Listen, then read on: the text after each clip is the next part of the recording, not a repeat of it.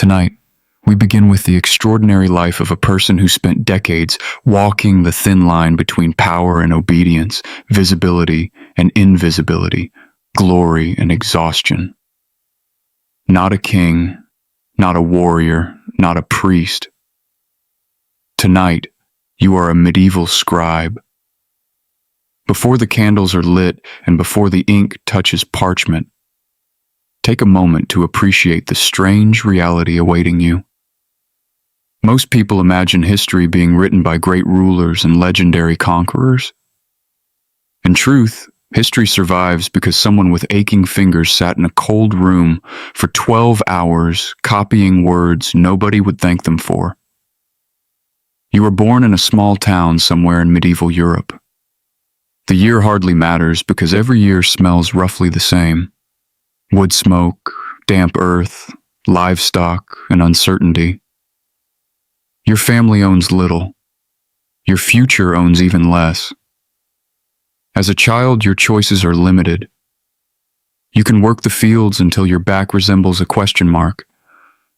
You can become a soldier and discover just how sharp steel truly is. Or if fortune smiles upon you in its own peculiar way, you can learn letters. Most people around you cannot read. This immediately makes reading seem magical. You don't know it yet, but literacy is one of the most powerful forms of wealth in the medieval world. Gold can be stolen, land can be conquered, titles can disappear after a single bad battle. But the ability to turn symbols into meaning feels almost supernatural. At 7 years old, you are sent to a monastery. Your mother cries, your father pretends not to. You carry a small bundle of belongings and far too many expectations. The monastery appears less like a home and more like a stone fortress designed by people who distrusted happiness. Tall walls, narrow windows, endless silence. The kind of silence that makes you suddenly aware of how loud your own breathing is. The monks greet you politely, which somehow feels more intimidating than if they had shouted. Your education begins immediately, not with books. Books are precious. You begin with discipline. Wake before sunrise, pray, work, study, pray again, eat, pray some more. Eventually, you begin to suspect that prayer may actually be the monastery's primary export. The days blur together. Latin phrases fill your ears long before they fill your understanding. You repeat words you cannot yet comprehend. You memorize passages that seem impossibly long. Every mistake is corrected. Every success is expected. Slowly, almost without noticing, letters stop looking like decorative scratches. They become language. Language becomes knowledge. Knowledge becomes power. Soon you enter the scriptorium. This is where books are born. The room is cold even in summer.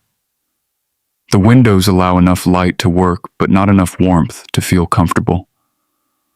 Rows of desks stretch before you, candles flicker, quills scratch. Nobody speaks unless necessary. The sound is strangely beautiful. Thousands of tiny scratches building civilization one sentence at a time. Your first task is simple. Copy. Copy carefully. Copy exactly. Copy until your fingers ache, then continue copying. A single page can consume hours. One misplaced letter can alter meaning. One spilled drop of ink can destroy a week's work. Every movement must be deliberate. Every stroke must be controlled. You discover something surprising. Writing is not merely intellectual labor. It is physical labor. Your shoulders burn. Your neck stiffens. Your eyes protest. Your wrists negotiate surrender. The manuscripts themselves are magnificent. Some contain religious texts. Others preserve ancient philosophy. Some describe medicine, astronomy, law, or history. Many are decorated with elaborate illustrations filled with gold leaf, vibrant pigments, and creatures that look suspiciously like the artist had never actually seen the animal being depicted. You copy lions that resemble oversized dogs, dragons that resemble confused geese, elephants that appear to have lost an argument with geometry. Nobody complains. Very few people know what elephants look like. Years pass. You become faster, more accurate, more patient. The younger novices begin watching you the way you once watched the older scribes. You catch them studying how you sharpen your quill, how you position your hand, how you mix ink. Without realizing it, you have become part of the machinery that preserves knowledge. Kings rise and fall beyond monastery walls. Wars erupt. Borders shift. Dynasties vanish. Meanwhile, you continue copying. History often celebrates dramatic moments, battles, coronations, revolutions. But civilization survives because countless ordinary days accumulate quietly, because someone records what happened, because someone preserves what was learned, because someone refuses to let memory disappear. As your reputation grows, nobles occasionally visit the monastery seeking documents. They arrive in expensive clothing, accompanied by guards and servants. They speak loudly, they move confidently. Then they hand you a document, and suddenly their future depends upon your handwriting. The irony never stops being amusing. Many powerful people cannot read. You can. They command armies. You command grammar. Different forms of authority, yet authority all the same. The years continue their relentless march. Your hair begins turning gray. Your hands grow rough. Your eyesight slowly abandons its responsibilities. Still you write. Still you copy. Still you preserve. The younger scribes complain about cramped fingers. You smile. They complain about difficult texts. You smile again. Every generation believes its burdens are unique. Every generation eventually discovers otherwise. One winter evening, while snow gathers beyond the monastery walls, you finish another manuscript. Hundreds of pages, thousands of words, months of work. You place the final mark on the final page. No applause follows. No celebration erupts. No crowd gathers. The room remains quiet, just as it always has.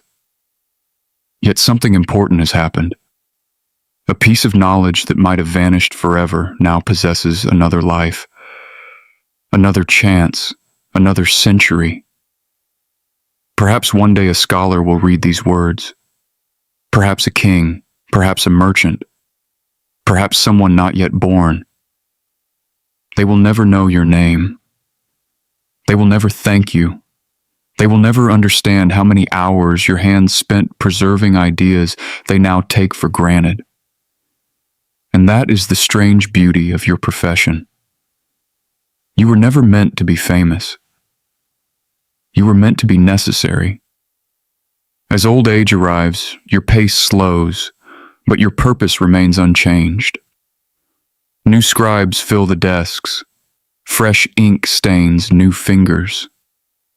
The cycle continues exactly as it always has. You realize that books are not merely objects. They are bridges. They connect centuries. They allow conversations between people who never meet, between the living and the dead, between the present and the future.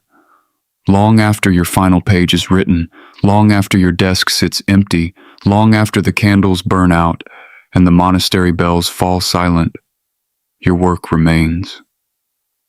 A manuscript survives, then another, then another. Entire worlds preserved because one person sat quietly in a cold room and refused to let words disappear. You were never a king, never a warrior, never a legend. And because of that, a small part of you survives in every page that endures. Not as a ruler, not as a hero, but as something history often forgets until it desperately needs it. A keeper of memory, a guardian of words, a silent architect of civilization. Yet pieces of every legend pass through your hands.